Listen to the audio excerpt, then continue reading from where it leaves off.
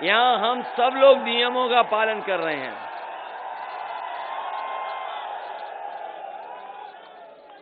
हम सब लोग नियमों का पालन कर रहे हैं, इसलिए यहां कोई कार्रवाई नहीं होगी। इधर हम लोगों ने देखा कि वैश्विक महामारी आई, उसके कारण हमें और आपको सबको अपना नाक और मुंह बंद करके चलना पड़ा। और आज भी ऐसा है कि अगर बीमारी से बचना है तो हमें और आपको अपने नाक और मुंह बंद करके रखना है। लेकिन अब चुनाव आ गया है, अब चुनाव आ गया है और ये चुनाव जिस चरण में है वो तीसरे चरण में है। मुझे लगता है कि जिस तरह का माहौल है, जिस तरह का परिवर्तन दिखाई दे रहा है और जिस तरह की हवा चल रही है, पहले चरण में ही सरकार के आंख और कान खुल जाएंगे। जिस सरकार ने अभी तक आंखें और कान बंद कर रखे थे, पहले चरण से ही सरकार की आंख और कान खुल जाएंगे, क्योंकि किसान से लेकर के नौजवान इस बार तैयार है इस भारतीय जनता पार्टी को उत्तर प्रदेश से हटाने के लिए। और ये बात मैं इसलिए कह रहा हूं कि यहां के किसानों ने तकलीफ और परेशानी का सामना किया है। यहां जितने किसान भाई हैं और जितने हमें नौजवान दिखाई दे रहे हैं, सब किसान परिवार से जुड़े लोग हैं। कोई ऐसा नहीं होगा जो खेत ना और खेती ना करता हो। और खेती के साथ साथ ये नौजवान भी उन्हीं परिवारों के लोग हैं। इन्होंने देखा कि किस तरीके से खेती बाड़ी बर्बाद हो गई, खेती बर्बाद हो चुकी है। और जो सरकार ये कह रही थी कि आय दोगुनी होगी, बताओ कहीं किसी किसान भाई की आय दोगुनी हो गई हो तो बता दो। और जब खाद लेने हो गए तो बताओ खाद मिली कि नहीं मिली? नहीं लगता किसी को खाद मिली होगी। और खाद अगर मिल भी गई होगी तो आपने देखा होगा बोरी में से खाद की चोरी हो गई। कभी कभी सोचता हूं ये बीजेपी के लोगों ने चोरी कहां से सीखी है। ये जो बोरी की चोरी है ये कहां से बीजेपी ने सीखी है।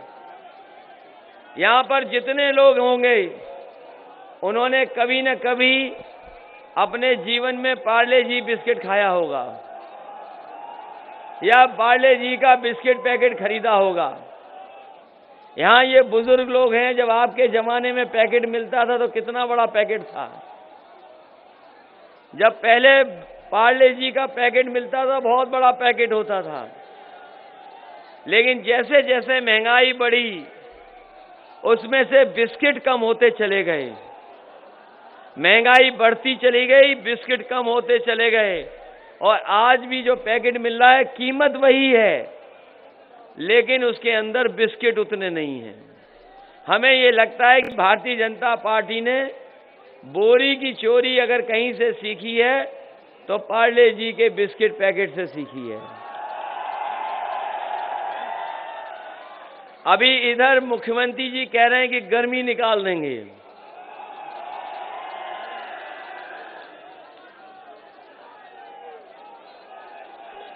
अभी हमारे और आपके योगी बाबा मुख्यमंत्री जी ये कह रहे हैं कि गर्मी निकाल देंगे। पता नहीं क्यों गर्मी निकालने की बात कर रहे हैं। और जो लोग पढ़े लिखे होंगे वो जानते होंगे कि फ्रिज से जब सर्दी ठंडा करना होता है फ्रिज में, तो फ्रिज ठंडाई तभी करती है जब उसके अंदर कंप्रेसर सही चलता है। जो लोग फ्रिज के बारे में थोड़ा बहुत जानते होंगे वो जानते होंगे कि फ्रिज तभी ठंडा करती है जब उसका कंप्रेसर ठीक चलता है। बताओ हमारे बाबा मुख्यमंत्री क्या कंप्रेसर हैं? जो गर्मी निकाल देंगे। और समाजवादियों ने तय किया है, और समाजवादी पार्टी ने तय किया है कि जो लोग गर्मी निकालने की बात कर रहे हैं, समाजवादी सरकार बनेगी तो फौज में भर्ती निकलेगी और पुलिस की भर्ती निकलेगी।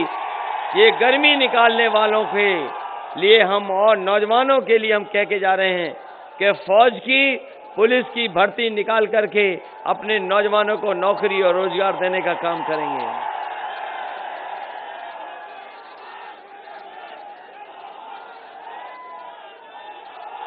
इधर समाजवादी पार्टी ने बहुत नए नए फैसले लिए हैं। इधर जब भी बिजली का बिल आता होगा तो करंट लगता होगा बिल देख करके। हमारे तमाम किसान भाई और गांव में रहने वाले लोगों का न जाने कितनी मीटर की शिकायत रही, और पैसे वसूलने के लिए सरकार ने न जाने कितनों पर मुकदमे दर्ज कर दिए। तमाम लोगों को परेशानी उठानी पड़ी, और आज भी सरकार सबसे महंगी बिजली दे रही है, और इस सरकार ने कोई बिजली का कारखाना नहीं लगाया। जब से भारतीय जनता पार्टी की सरकार बनी है, अगर एक भी बिजली का कारखाना कहीं लगा हो तो बता दो। कहीं बिजली का कारखाना नहीं लगाया। लेकिन बताओ हमें और आपको कितना बिजली का बिल देना पड़ रहा है। लगातार बिल देना पड़ रहा है, बढ़ चढ़ करके बिल देना पड़ रहा है। इसलिए समाजवादी पार्टी ने तय किया है, सरकार बनेगी तो 300 यूनिट फ्री बिजली मिलेगी। और जैसा नेताजी ने सिंचाई माफ की थी, कोई पैसा नहीं देना पड़ता था, समाजवादी सरकार बनेगी तो सिंचाई के लिए भी बिजली मुफ्त होगी, कोई पैसा नहीं देना पड़ेगा किसान भाइयों को। और जैसे ही समाजवादियों ने तय किया कि बिजली फ्री देंगे, भारतीय जनता पार्टी ने कहा कि हम बिजली के बिल आधे कर देंगे। तो हम जानना चाहते हैं कि 4.5 साल जो पैसा वसूला है, बताओ वो वापस मिलेगा कि नहीं मिलेगा। और इस बार जनता के गुस्सा के सामने भारतीय जनता पार्टी का ट्रांसफार्मर उड़ जाएगा। ये जो गुस्सा है, भारतीय जनता पार्टी अपना ट्रांसफार्मर नहीं बचा पाएगी। इधर हमारे बाबा मुख्यमंत्री हम लोगों की नकल कर रहे हैं। समाजवादियों ने लैपटॉप बांटे थे, तो अब ये बाबा मुख्यमंत्री स्मार्टफोन बांट रहे हैं। और मुझे नहीं लगता कि करहल और मैनपुरी में किसी को बाबा मुख्यमंत्री जी ने लैपटॉप या टैबलेट दी होगी, और ना स्मार्टफोन दिया। और सोचा करो क्यों नहीं दिया, क्योंकि हमारे बाबा मुख्यमंत्री खुद चलाना नहीं जानते। और समाजवादियों का दिया हुआ लैपटॉप आज भी गांव में चल रहा होगा, आज भी खराब नहीं हुआ होगा। और जैसा हम लोगों ने बनाया था वैसे ही वो बना रहे हैं कि ऑन करो तो उनकी फोटो दिखाई दे।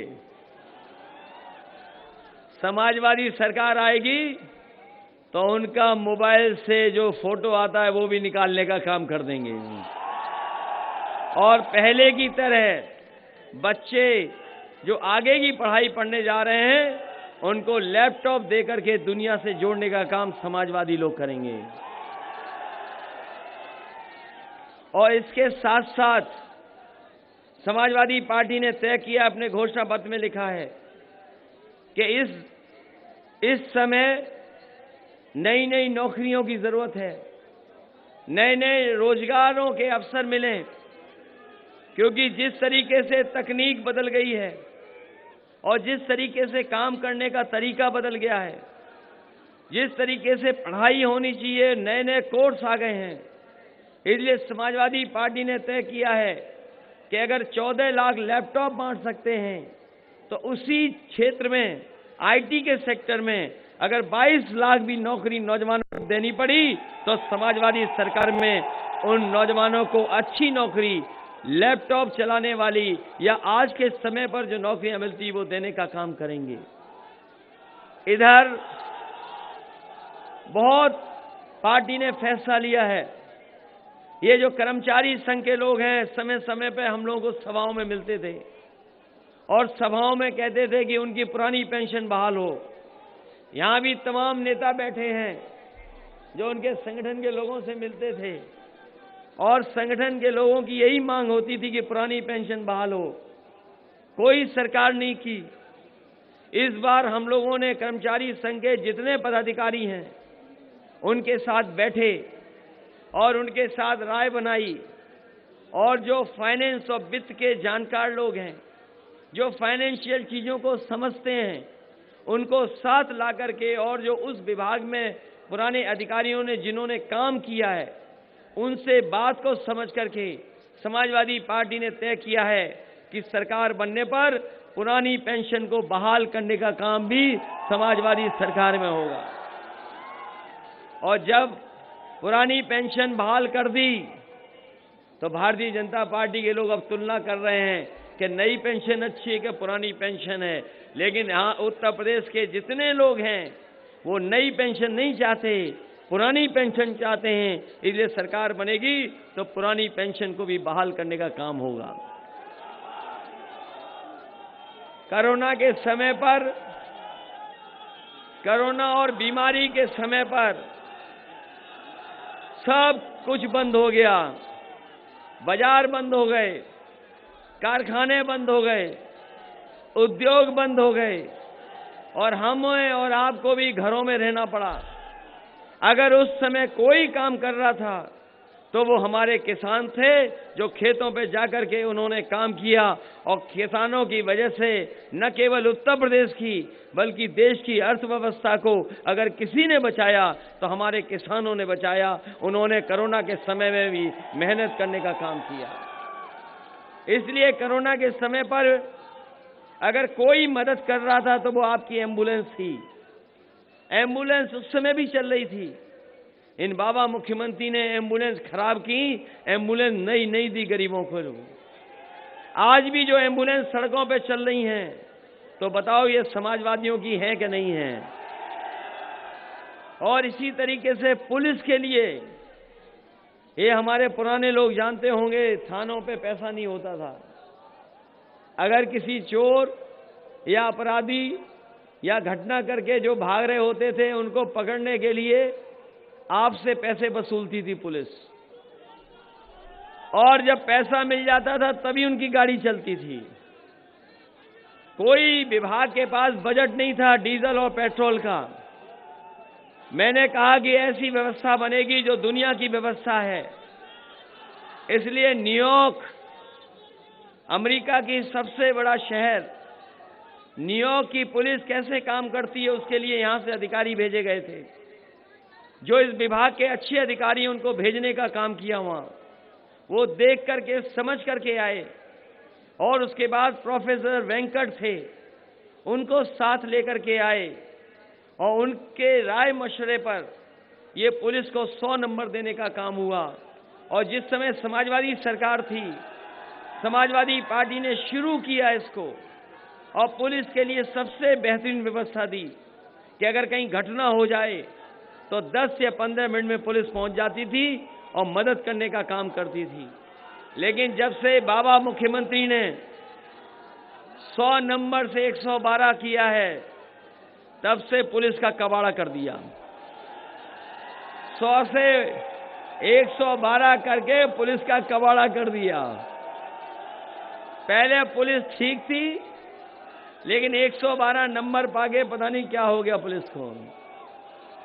आने वाले समय में अगर कानून व्यवस्था को लेकर के कोई बड़ा फैसला लेना पड़ेगा और गाड़ी ज्यादा बढ़ानी पड़ेगी तो हम समाजवादी लोग गाड़ियों को बढ़ा करके सुरक्षा और कानून व्यवस्था कैसे ठीक हो उस दिशा में काम करेंगे। ये तमाम काम समाजवादियों ने किए हैं और करके दिखाए हैं। पहले 500 रुपए मिलते थे समाजवादी पेंशन में माताओं बहनों को, हमारी गरीब माताओं को 500 रुपए मिला करते थे। लेकिन इधर जब से महंगाई बढ़ी है, समाजवादी पार्टी ने तय किया है कि 500 नहीं बल्कि 3 गुना करके उन्हें पेंशन 1500 रुपए महीना देने का काम करेंगे। ये तमाम काम और तमाम योजनाएं हम आपके बीच में लागू करना चाहते हैं। इसके लिए जरूरी है कि सरकार बने। जो पहले चरण का चुनाव है, हालांकि आपका तीसरे चरण का चुनाव है, जो पहले चरण से चुनाव की शुरुआत होने जा रही है, बीजेपी की कोशिश है कि चुनाव दूसरी दिशा में ले जाएं, लेकिन अभी जागरूक जनता है। जागरूक जनता अभी भी चुनाव को विकास और खुशहाली के रास्ते पे ले जाना चाहती है। पहले चरण से ही भारतीय जनता पार्टी का सफाया होना शुरू हो रहा है। पहले चरण से ही भारतीय जनता पार्टी की हवा खराब हो रही है और 3 आते आते भारतीय जनता पार्टी का पता नहीं लगेगा। जहां से शुरुआत हो रही है, पश्चिम से शुरुआत हो रही है। पश्चिम में भारतीय जनता पार्टी का सूरज हमेशा के लिए डूब जाएगा और करेल आते आते भारतीय जनता पार्टी का पता नहीं लगेगा। ये करेल विधानसभा में भारतीय जनता पार्टी का ऐतिहासिक हार होने जा रही है। बताओ, उन्हें ऐतिहासिक हार हराओगे कि नहीं हराओगे? अभी तक तो मंच पे लोग कह रहे थे कि सबसे बड़ी जीत होगी, लेकिन मैं ये कहता हूं, प्रदेश में अगर भारतीय जनता पार्टी सबसे ज्यादा वोटों से हारे तो वो करेल से हारे, ये मैं चाहता हूं।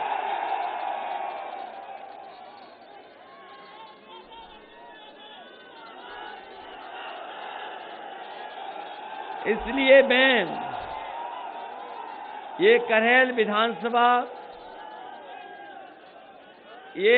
विधानसभा नेताजी के क्षेत्र की विधानसभा है।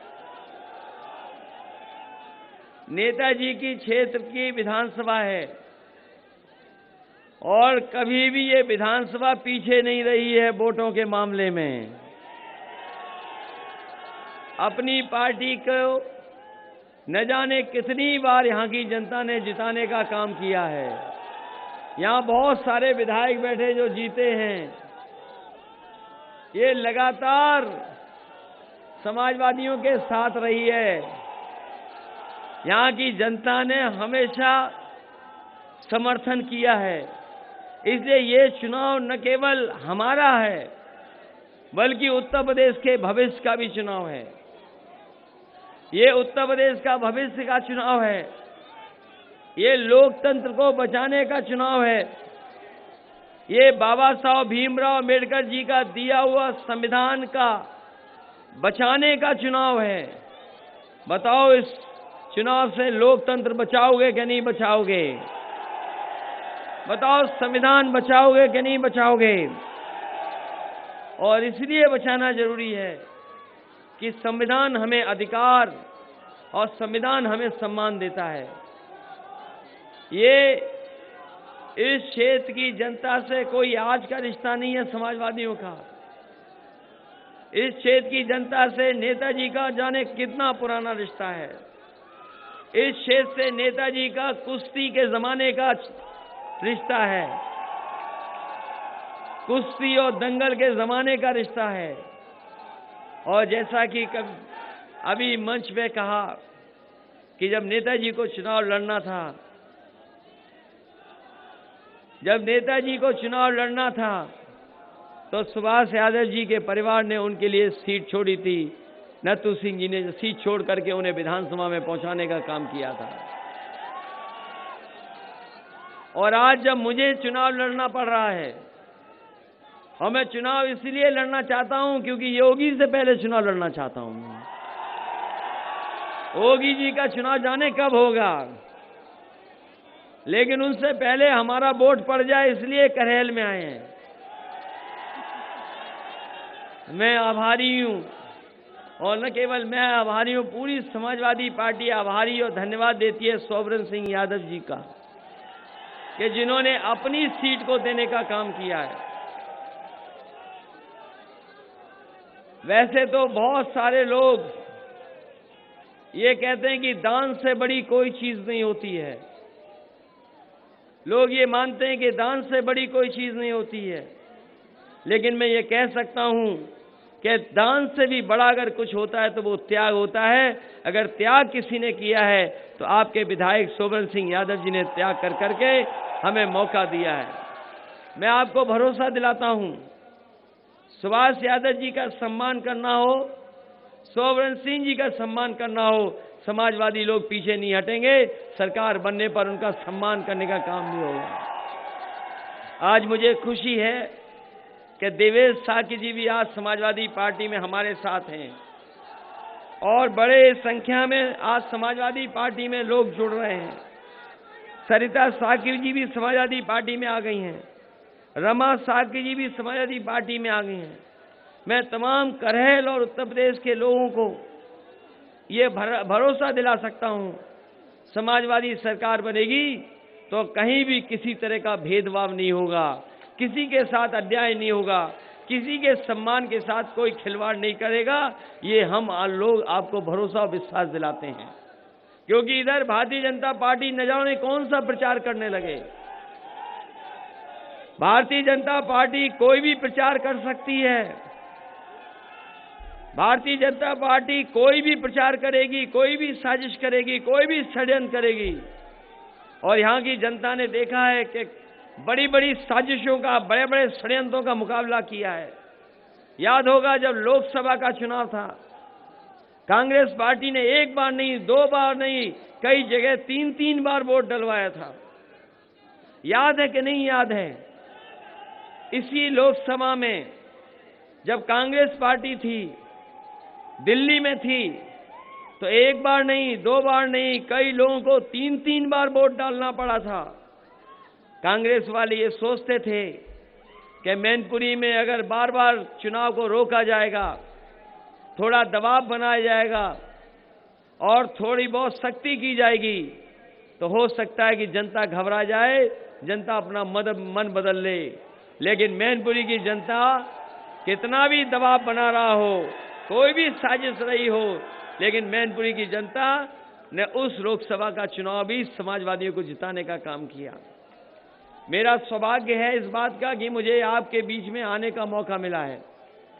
वैसे तो मैं अभी लोकसभा का सांसद हूं, आजमगढ़ के लोग थोड़ा नाराज हो सकते हैं, लेकिन मैं उन्हें भरोसा दिलाता हूं कि जिस तरीके से करहेल सैफई को अपना घर माना है, उसी तरीके से आजमगढ़ के लोगों को कभी हम अपने से दूर नहीं कर सकते हैं कि उन्होंने नेताजी को भी जिताया, समाजवादी पार्टी को भी जिताया। जब मैं उसके बीच नहीं पहुंच पाया, उसके बावजूद भी हमें जिताने का काम किया। इसलिए जैसा हमारे लिए सैफई, वैसा ही करहेल और वैसा ही आजमगढ़ का विकास करने का काम हम लोग सरकार में करेंगे। एक दिन मैंने सुना कि बीजेपी के लोग कह रहे थे कि ये चुनाव इसलिए नहीं लड़ रहे कि किसी विधानसभा में इन्होंने काम नहीं किया है। बीजेपी के लोग कह रहे थे कि किसी विधानसभा में इन्होंने काम नहीं किया, ये चुनाव लड़ने नहीं जा रहे हैं। मैं बीजेपी वालों से कहूंगा, कभी एक्सप्रेस वे पे आना और जरा करहेल कट देखना, जहां पर करहेल के कट से उतरते हैं वहां देख लेना। दिन में दिखाई दे न दिखाई दे, लेकिन अगर रात में आ गए तो हो सकता है आपको लगे कि कहीं हम विदेश में तो नहीं जा रहे हैं। एक जमाना था, इस सड़क को हमने भी देखा कैसी सड़क थी। यहां पे बहुत सारे लोग हैं, ये तो नए लोग भी जानते होंगे। 4-5 साल पहले यहाँ सड़क नहीं थी। कोई कल्पना नहीं कर सकता था कि इतने कम समय में सड़क बन सकती थी। जब मैं सड़क को बनाना चाहता था, बहुत सारे लोग कहते थे ये सड़क नहीं बन पाएगी। बहुत से लोग कहते थे इतना पैसा आएगा कहां से। लेकिन हमने हिम्मत नहीं हारी और जिस समय शिलान्यास कराया था, तो जब शिलान्यास के लिए नेताजी को बुलाया गया, और जैसा कि आप लोग जानते हो नेताजी की आदत है, जब शिलान्यास करने के लिए उनको बुलाया गया तो उन्होंने उद्घाटन की तारीख पूछा कि उद्घाटन की तारीख क्या होगी। तो जब उद्घाटन की तारीख बताई अधिकारियों ने और मैंने जब तारीख बताई, तो उन्होंने कहा ये तो 17 में ही चुनाव हो जाएगा, और अगर 18 में सड़क बनाओगे तो बताओ उद्घाटन कौन करेगा। इसलिए उन्होंने कहा कि मैं वही काम को हाथ लगाता हूं जिसका शिलान्यास और उद्घाटन की तारीख हमें सामने बताई जाए। तो उस समय नेताजी से पूछा कि बताओ कितने दिन में सड़क बनेगी, कितने दिन में सड़क बना दें। तो नेताजी ने कहा कि ये सड़क अगर मैं शिलान्यास कर रहा हूं तो इस सड़क का उद्घाटन भी मैं ही करूं। तो जब मैंने दिन गिने तो ये सड़क 3 साल में बननी थी, लेकिन नेताजी ने कहा कि कम समय बनाओ, तो 22 महीने में ये सड़क बना करके तैयार कर दी। और याद होगा जिस समय ये सड़क बनाई और उद्घाटन हुआ, तो एयरफोर्स के बड़े बड़े हवाई जहाज, जो लड़ाकू विमान है, उनको सड़क पर उतारने का काम समाजवादी लोगों ने किया। वो सुकोई और वो मिराज इसी सड़क पर उतरे थे। पहली बार कोई हाईवे बना था जहां पर हवाई जहाज उतर सकते थे, और सबसे भारी हवाई जहाज है वो हरकुलिस, वो भी इसी सड़क पर उतरा था। केवल आगरा से लखनऊ नहीं बनाई ये सड़क। मुझे याद है जब नेताजी का जन्मदिन था, उसी दिन इस सड़क को उद्घाटन करने का काम किया। और आप पूरा देश घूम के आ जाओ, पूरे देश में दिखाओ, आपको करहेल वाली ये एक्सप्रेसवे नहीं दिखाई देगा जैसा ये एक्सप्रेसवे दिखाई दे रहा है। हमसे किसी ने मंडी नहीं मांगी थी। यहां जितने लोग नेता हैं या कार्यकर्ता हैं, किसी ने मंडी नहीं मांगी थी। लेकिन समय समय पर सोबरन सिंह जी विधायक थे या सांसद थे, किसानों के लिए कुछ मांगते थे। मैंने कहा नेताजी का क्षेत्र है, मैनपुरी में सबसे बड़ी मंडी बनेगी, और वो मंडी बनना शुरू हो गई थी एक्सप्रेसवे के किनारे। जैसे ही सरकार गई, आपके मंडी का काम वैसे ही रुक गया, आगे काम नहीं बढ़ पाया। इधर सड़क के किनारे जो ढाबे बनते थे, जो पुरानी सड़क पे आपने देखे होंगे, कोई ढाबा 6 महीना चलता है, कोई 1 साल चलता है, कोई चलता ही नहीं है क्योंकि जमीन इतनी महंगी होती है, ढाबा नहीं चला पाते हैं। हमने कहा ये एक्सप्रेसवे नई तरह का है, इसके किनारे ऐसी चीजें बने कि अगर कोई यात्री आने जाने वाला हो, अगर वो उतर करके चाय पीना चाहे, खाना खाना चाहे, या अपनी पसंद की कोई और चीज खाना चाहे, तो वो भी मिल जाए। तो आपने देखा होगा एक्सप्रेसवे के किनारे 2 बड़ी बड़ी बिल्डिंगें बनी हैं जिसमें हर तरह का खाना मिल जाता है। ये भी सरकारी है, हमने किसी को नहीं दिया था। हम सरकार का सरकार के रूप में चलाना चाहते थे, लेकिन जैसे ही भारतीय जनता पार्टी के लोग आए, इन्होंने वो भी बेच दिया। जाने किसको दे दिया? आप आगरा से लखनऊ चले जाओ, आगरा से लखनऊ चले जाओ, इस सड़क पर नेताजी और हमारा आप नाम कहीं नहीं देखोगे सड़क पर। आप बताओ कहीं नाम लिखाओ हमारा और नेताजी का तो बता दो सड़क पर। आगरा से लेकर के लखनऊ चले जाएं आप, कहीं नेताजी और हमारा नाम नहीं लिखा है। लेकिन जैसे ही सरकार चली गई, जहां पर लोग उतर कर के सूसू करने जाते हैं, वहां बीजेपी के लोगों ने अपना नाम लिखा लिया। बताओ कहीं एक्सप्रेसवे पे नाम हमारा लिखा है कि नहीं लिखा? बताओ। जहां पर वो शौचालय है, बीजेपी का सबसे मनपसंद काम अगर कोई है तो वो शौचालय बनाने वाला है। और ऐसे शौचालय बनाए जिसमें एक भी अभी पानी नहीं मिल रहा है। बताओ बिना पानी के शौचालय कैसे जाओगे? और जब मैं ये सड़क के किनारे शौचालय बना रहा था बड़े बड़े, तो एक इंजीनियर आए, बोले कि इतना बड़ा शौचालय क्यों बना रहे हो? 2-4 बना दो, उतने में ही सब लोग कर लेंगे। मैंने कहा अगर 2 बसें भर के आ जाएं तो बताओ शौचालय कैसे करेंगे सब? बस भर के भी आए तो 5 और 10 मिनट लगेगा, सब शौचालय जा सकते हैं। ऐसा शौचालय बनाने का काम किया। और हमारी माँ बेटी बहनें कहीं जा नहीं सकती थीं, उनके लिए भी सबसे अच्छे शौचालय बनाने का काम किया। ये तो शुरुआती दौर था जहां विकास की गति हम लोग दे रहे थे, क्योंकि नेताजी ने यहां से लेकर के हम लोगों को यहां तक लाए हैं। हमारी जिम्मेदारी बनती है कि जो सिद्धांत, जो मुद्दे, जो विरासत में हम लोगों को मिला है, हमारी समाजवादियों की जिम्मेदारी बनती है कि जो संघर्ष, जो रास्ता नेताजी ने दिखाया, जिन कार्यक्रमों को लेकर के डॉक्टर राम मनोहर लोहिया जी चल रहे थे, जिनके कार्यक्रमों पर नेताजी चल रहे हैं, बाबा साहब के सिद्धांतों को लेकर के चल रहे हैं, अगर नेताजी यहां तक लेकर के आए हैं तो हमारी जिम्मेदारी बनती है कि इन चीजों को आगे 50 और 60 साल कैसे लेकर के जाएं। इसीलिए ऐसी सड़क बनाई। और मुझे नेताजी अक्सर जब एक्सप्रेसवे की बात होती थी, जब भी मैं उनसे एक्सप्रेसवे की बात कहता था, तो वो कहते थे कि तुमने कभी सैफई से पतारा वाली सड़क देखी है? तो मैं कहता था नेताजी आपकी वो पंगडंडी वाली सड़क है, ये एक्सप्रेसवे है। तो जब भी मैंने उनसे एक्सप्रेसवे की बात की, उन्होंने हमेशा मुझे सैफई और पतारा की सड़क का याद दिलाया। और सच्चाई ये है कि नेताजी ने जो सैफई से पतारा सड़क बनाई थी, कितने साल पहले बनाई थी सोचो, आज भी उतनी मजबूत दिखाई दे रही है, अभी भी वो गड़बड़ नहीं हुई है।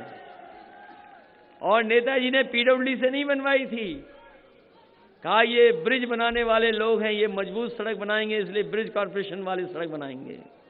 पहली बार ब्रिज कॉर्पोरेशन ने कोई सड़क बनाई आपके क्षेत्र में तो आपकी सैफई से पतारा वाली सड़क बनाने का काम किया है।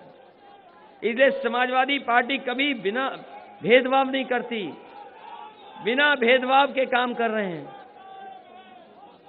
बिना भेदभाव के काम होगा। हो सकता है चुनाव में हम लोग उलझ जाएं और चुनाव में दूसरों के लिए वोट मांगते रह जाएं और हमारे लिए कोई वोट ना मांगे। इसलिए बताओ आप सब लोग मिलकर के हमारे लिए वोट मांगोगे कि नहीं मांगोगे? क्योंकि हमें तो हर जगह जाना है वोट मांगने। पता लगा हम अपने लिए वोट नहीं मांग पा रहे हैं। इसलिए ईमानदारी से बताओ कि आप लोग हमारी मदद करोगे कि नहीं करोगे? इसलिए जब आपने कहा है कि सबसे बड़ी जीत होगी, तो सबसे बड़ी जीत के लिए आपको मेहनत भी बहुत करनी पड़ेगी। जो नाराज हैं, जो रूठे हैं, जो आपसे दूरियां बना के रह रहे हैं, कम से कम उनके पास जाना, उनसे सहयोग मांगना, मदद मांगना, उनसे कहना कि ये नई पार्टी है, कहीं भेदभाव नहीं होगा, ये नई सपा है, नहीं भेदभाव होने देंगे और विकास के लेकर के आपको 7 साल लेकर के चलेंगे। क्योंकि करहेल जिस दिन नाम आया उसी दिन से बड़े बड़े चैनल भी बहस करने लगे कि करहेल विधानसभा कौन सी है। इसलिए केवल बीजेपी नहीं देख रही है करहेल को, पूरी देश और दुनिया देख रही है करहेल को कि करहेल की जनता क्या फैसला लेगी। और आज के जमाने में कोई बात छिपती नहीं है। बताओ कोई बात छिपती हो? आज के जमाने में कोई बात नहीं छिपती। इसलिए बताओ सबसे बड़ी जीत होगी पार्टी के कि नहीं होगी? हम लोगों ने बहुत विकास किया, बहुत विकास किया। गरीबों को घर देना हो, पेंशन देनी हो, लैपटॉप देना हो, लेकिन नौजवानों में आपसे कहना चाहता हूं, इन सरकारों ने लगातार गलत फैसले, गलत नीतियां बनाई, जिसके कारण गरीबी बढ़ी और बेरोजगारी बढ़ गई, महंगाई भी बढ़ गई। अगर समाजवादी सरकार बनती है और भविष्य में समाजवादी सरकार बनेगी, नौजवानों को नौकरी और रोजगार के अवसर कैसे मिलें, उस दिशा में हम लोग लेकर के जाएंगे। क्योंकि बड़े पैमाने पर नौजवान बेरोजगार दिखाई दे रहे हैं। कोई क्षेत्र नहीं बचेगा जिसमें काम न करें हम लोग। और ये करेल विधानसभा और लोकसभा मैनपुरी सरकार बनने पर आपको उदाहरण देना पड़ेगा कि अगर विकास हो तो ऐसा विकास हो जैसा करेल और मैनपुरी में हुआ है। अभी तक तो लोग सैफई कहते हैं कि सैफई में ही विकास हुआ है। ये जो झूठे लोग हैं, ये जो जुमलेबाज लोग हैं, ये जो झांसा देते हैं और जो झगड़ा लगाते हैं, भारतीय जनता पार्टी के लोग झगड़ा लगाते हैं, झांसा देते हैं, झूठ बोलते हैं। ये कभी कभी कहते हैं कि केवल सैफई तक विकास रहा है। मैं उन बीजेपी के लोगों से कहना चाहता हूं, सैफई जैसा विकास अगर आपने कहीं किया हो तो बता दो। आपकी डबल इंजन की सरकार ने कहीं किया हो तो बता दो। ये केवल एक जगह नहीं है, पर पूरे उत्तर प्रदेश में समाजवादी लोग विकास करने का काम करेंगे और कम से कम मैनपुरी और करेल को उदाहरण पेश करेंगे कि हां विकास हो तो ऐसा हो। हालांकि मैंने जब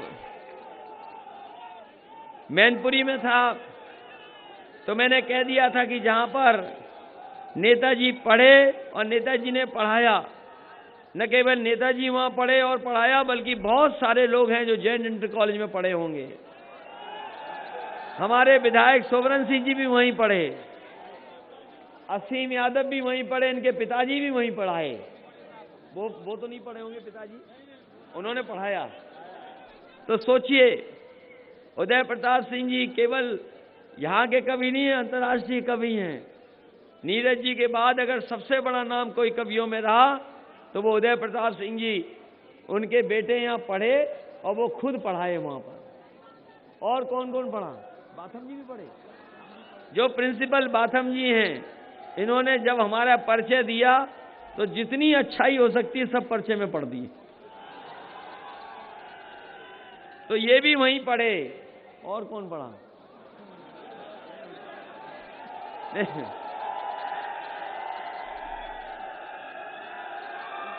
क्योंकि जैन इंटर कॉलेज हालांकि बहुत संस्था का और उनका है। मैं जब कभी सरकार बनेगी तो मैंने कहा है कि उसको यूनिवर्सिटी तक ले जाने का काम होगा, तो हम समाजवादी सरकार में यूनिवर्सिटी लेकर के जाएंगे।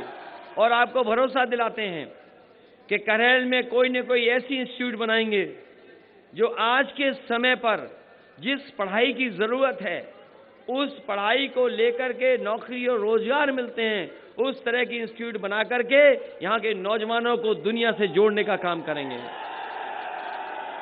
और इसलिए क्योंकि टेक्नोलॉजी ने हमको आपको जोड़ के रख दिया है। हम आजकल एक साथ है टेक्नोलॉजी में, कौन क्या कर रहा है सबके पास जानकारी है।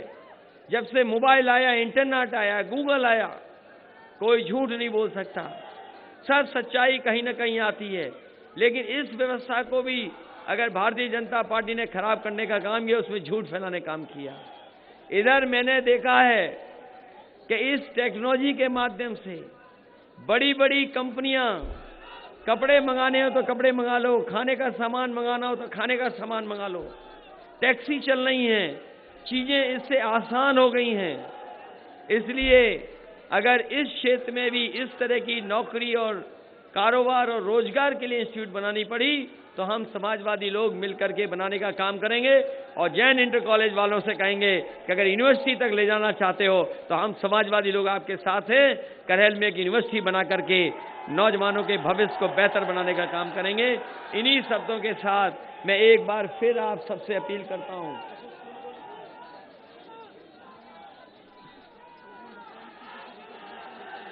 मैं इन्हीं शब्दों के साथ, ये भेदभाव हो जाएगा कि जिस स्कूल में आए उस स्कूल को कुछ नहीं दे रहे। इस संस्था में कई बार आए, नेताजी आए, हम भी आए और लोग भी आए, कई बार हम भी आ चुके हैं। इसलिए नर्सिंग इंटर कॉलेज के लिए भी यहाँ के लोग जो कहेंगे वो करने का काम करेंगे। और अगर स्पोर्ट्स को लेकर के, हालांकि खेल का तो बहुत कुछ सैफई में भी है, अगर खेल को लेकर भी कुछ बनाना चाहेंगे तो उसको भी आगे बढ़ाने का काम करेंगे और इस संस्था को भी मदद कर करके एक कम से कम अच्छी संस्था दिखाई दे करेल में, जो आज के समय पर पढ़ाई होती है उस तरह की पढ़ाई और इंतजाम हो सके। मैं आशा कार्यकर्ताएं और आशा बहुओं की मदद करने के लिए आश्वासन देता हूं। वहीं हमारे रोजगार सेवक दिखाई दे रहे हैं, टीईटी वाले दिखाई दे रहे हैं, बीएड वाले दिखाई दे रहे हैं। किसमें ये देखना कौन से वाले हैं? TET, BEd,